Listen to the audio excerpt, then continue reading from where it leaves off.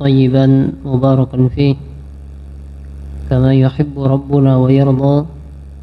أشهد أن لا إله إلا الله وحده لا شريك له وأشهد أن محمدا عبده ورسوله.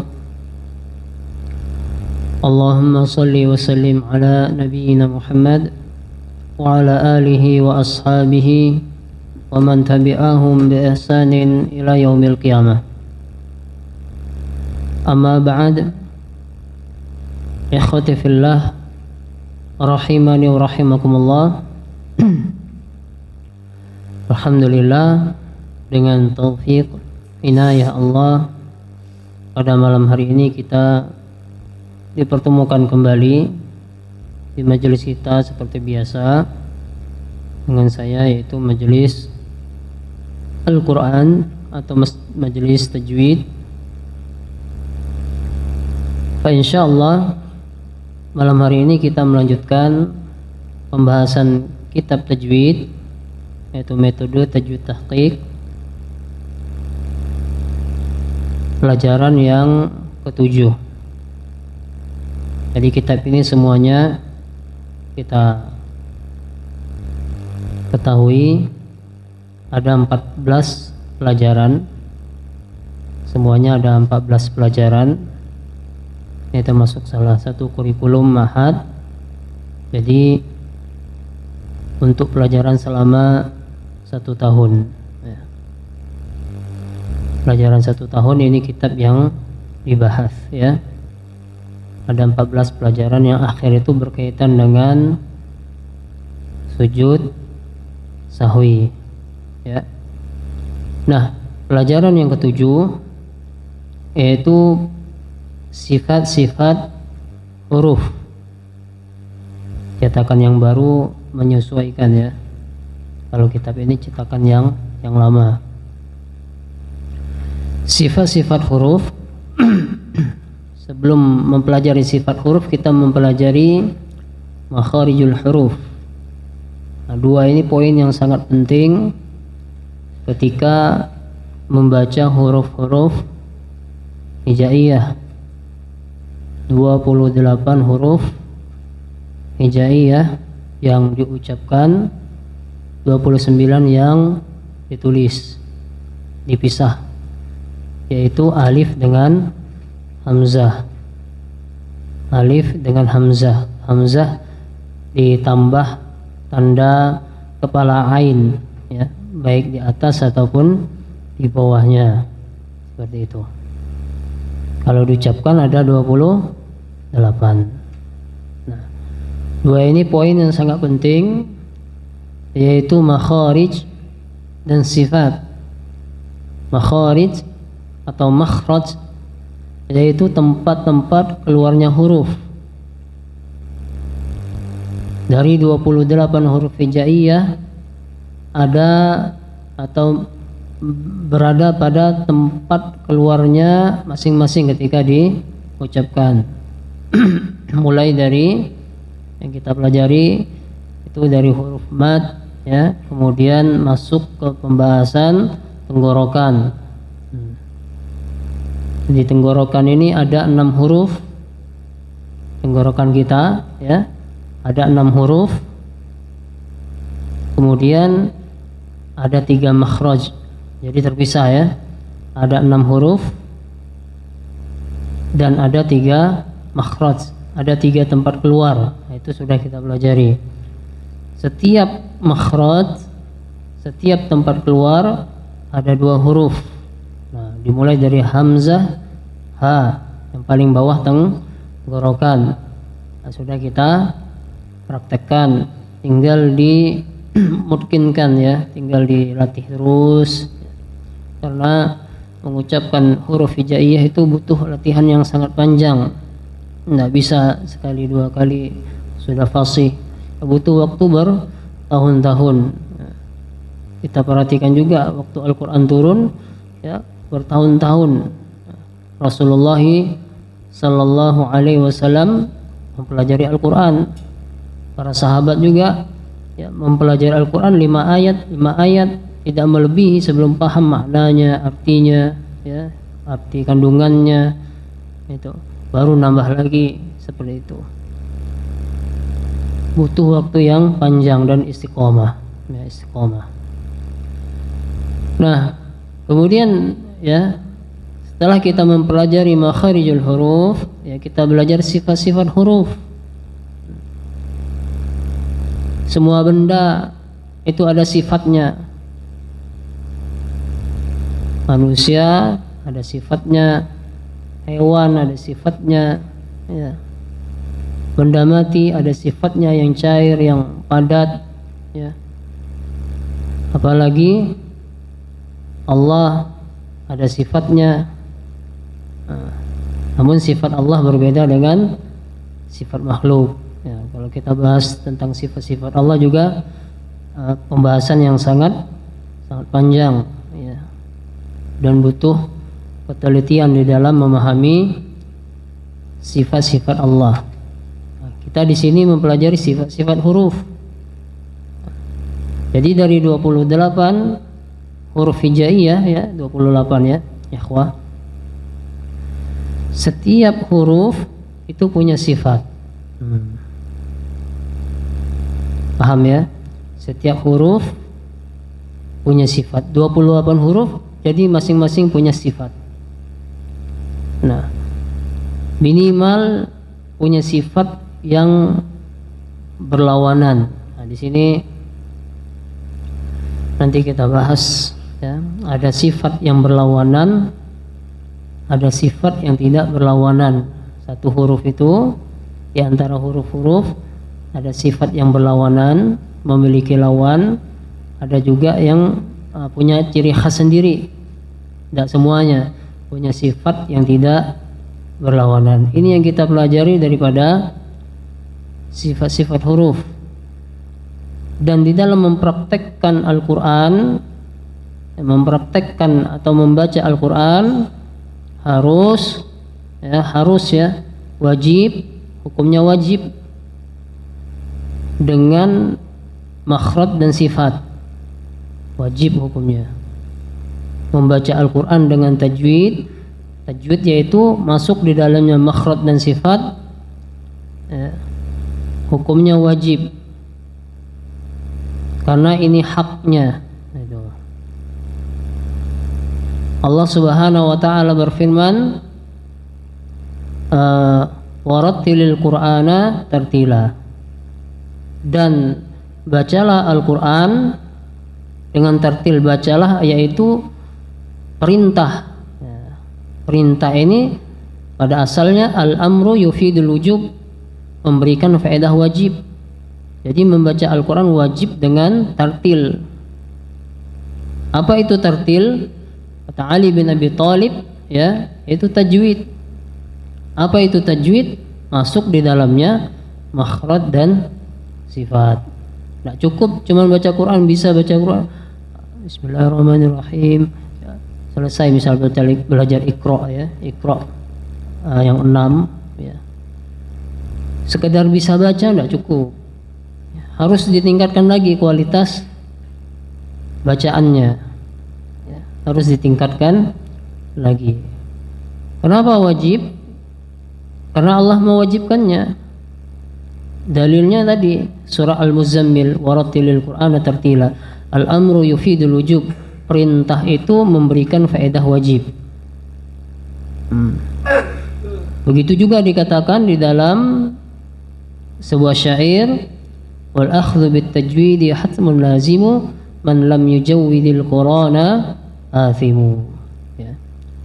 Dan mempraktekkan tajwid ketika membaca Al-Quran adalah perkara yang harus.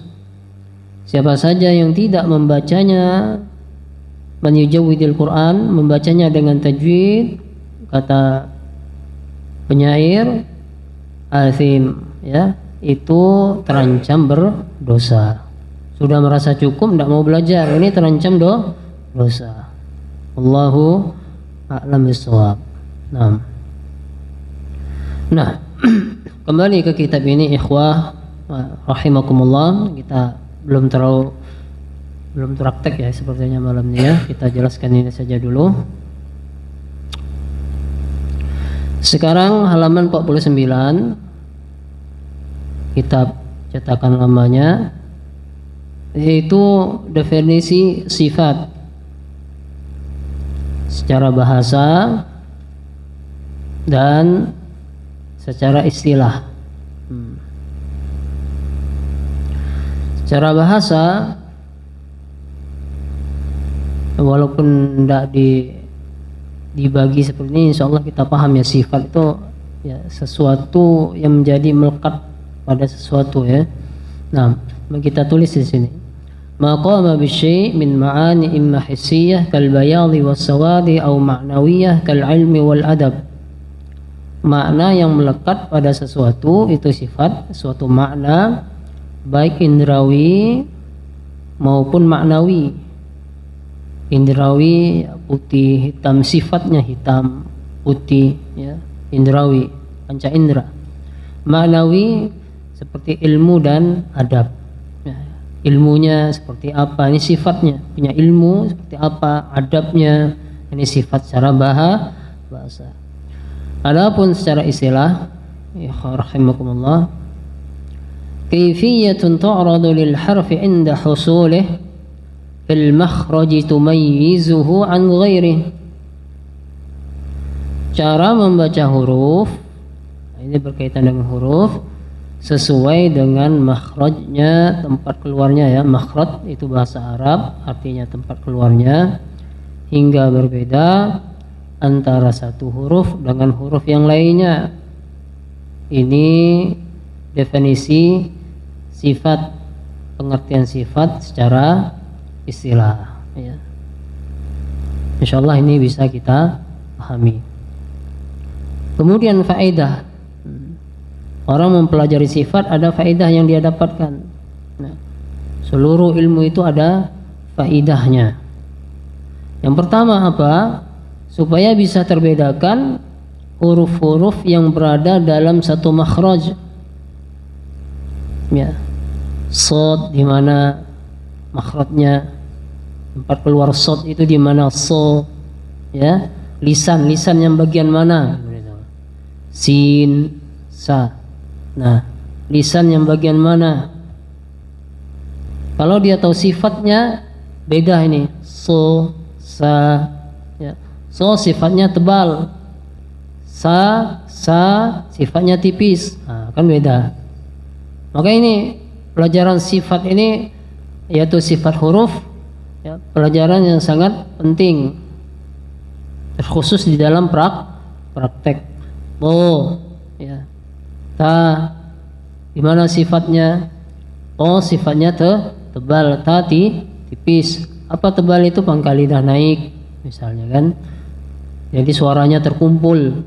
Kalau ta tidak naik, pangkal lidahnya turun, ta begitu ya. Nah, ini faedah kita mempelajari sifat.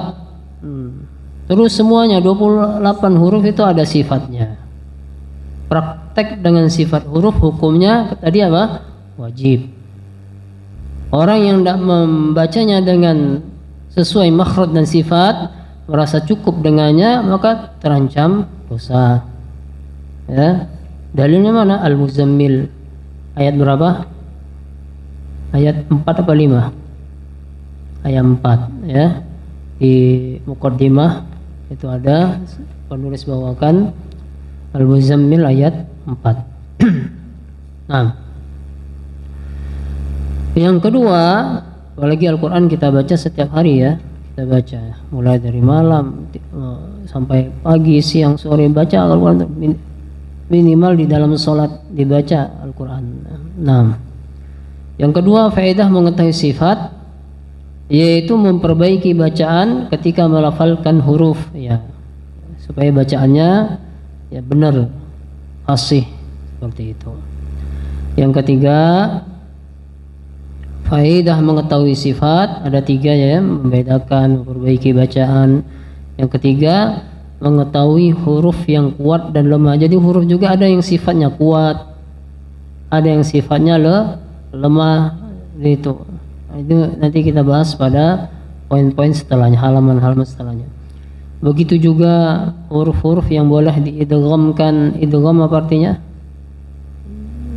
mudahnya apa? Melebur, ya.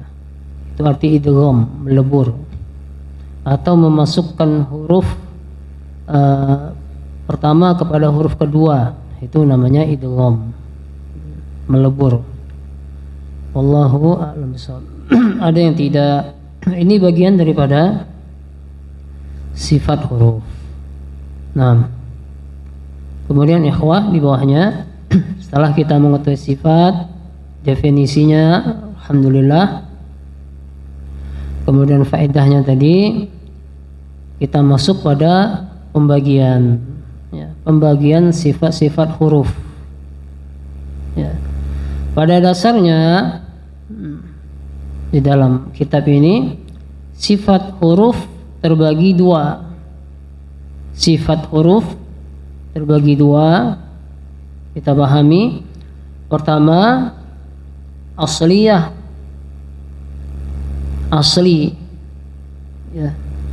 Yang kedua, far'iyah, cabang, pecahannya. Nah, jadi ada dua, ya. Thummal hurufu indahum kisman, asliyah, far'iyah, fathani. Menurut para ulama qiraah, ya, ulama Al-Quran, huruf terbagi dua, yaitu yang asliyah dan far'iyah, ya, pada sifatnya. Yang pertama sekarang, nah kita pahami dulu ini, ya. Sifat asliyah yaitu sifat yang melekat pada suatu huruf dalam keadaan apapun, ya. Manusia punya sifat juga, sifat, ya, sering marah, sifat yang pendiam, sifat yang suka ngobrol, ya. Huruf juga punya sifatnya ini, ya, yang melekat. Nah, sifat asliyah keseluruhannya berjumlah 17. Kita pahami dulu, ya. Sifat asliyah jumlahnya 17 sifat maksudnya. Sebagaimana perkataan Syekh Sulaiman Murad Ali-Agha rahimahullah, sifatu ahrufil hija'i 17 minhunna khams didda khams tushtahar, khamsun didda khams tushtahar. Sifat-sifat huruf hijaiyah 17 jumlahnya. Darinya dikenal 5 sifat yang berlawanan. 5 sifat berlawanan, nanti ditambah lagi dengan sifat yang tidak berlawanan, jumlahnya ada 17. Seperti itu. Nah, ini yang asliyah. Kita pahami yang jadi sifat berlawanan dan tidak berlawanan itu masuk bagian sifat asliyah, ya. Sekarang sifat far'iyah itu apa? Kita buka halaman, ya, kitab cetakan lama itu halaman 61. Jadi kan ada dua tadi, ya. Yang far'iyah dikatakan juga sifat aradhiyah, cabang, pecahan. Apa itu sifat far'iyah atau aradhiyah? Sifat yang tidak melekat pada suatu huruf. Kalau asliyah dia melekat pada suatu huruf, yang aradhiyah tidak melekat pada huruf dan bisa berubah-ubah sesuai dengan keadaan. Sifat huruf ini bisa berubah-ubah, seperti idgham, melebur. Nanti satu huruf ketemu huruf berikutnya, ya. Kadang hukumnya bisa idgham, melebur, kadang enggak. Atau izhar apa artinya? Secara bahasa jelas, ya. Tafkhim, tebal, tarqiq, tipis.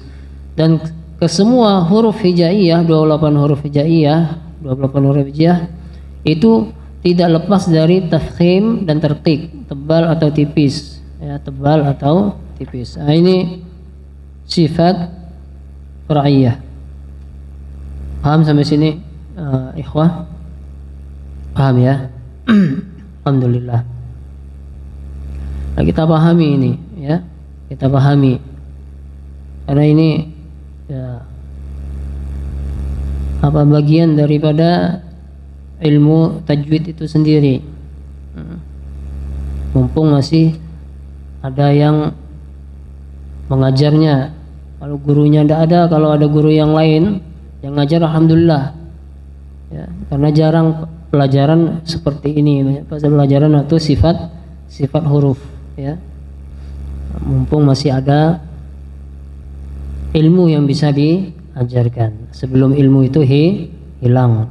Nah, kemudian ya ikhwah rahimakumullah, kembali ke yang tadi ya, yang asli ya, kita masuk yang sifat berlawanan. Ada 5 ini kita hafalkan dulu istilahnya, baru kita pahami makna daripada istilah tersebut. Nah, pertama saya sebutkan di sini sesuai di kitab ya. Hamas lawannya jahar. Nah, sifatnya apa? Sifat hamas. Lawannya apa? Jahar.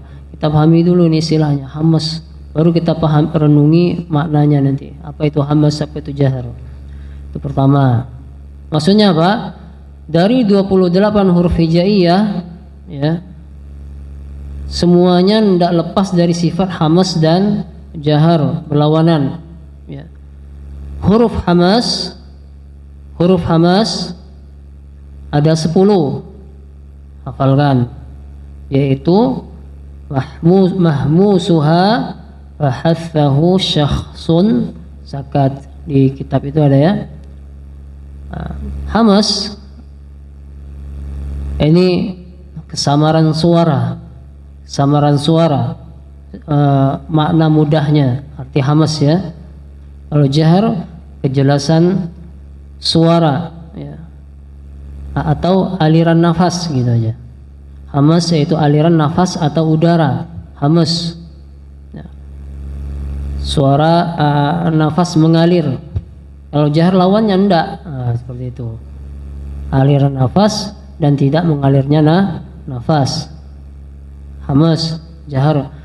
Hamas ada 10 dari 28 huruf hijaiyah, yaitu hurufnya fahathahu syakhsun sakat. Kita pahami dulu nih, ada 10 sifat huruf hamas. Fa, ha, tha, ha, sya, kha, so, sa, ka, ta. Hafalkan. Jadi selain 10 ini sifatnya jahar.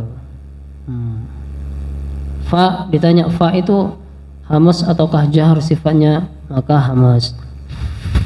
Fa, mengalir nafas ya, ketika mengucapkannya ada aliran nafas.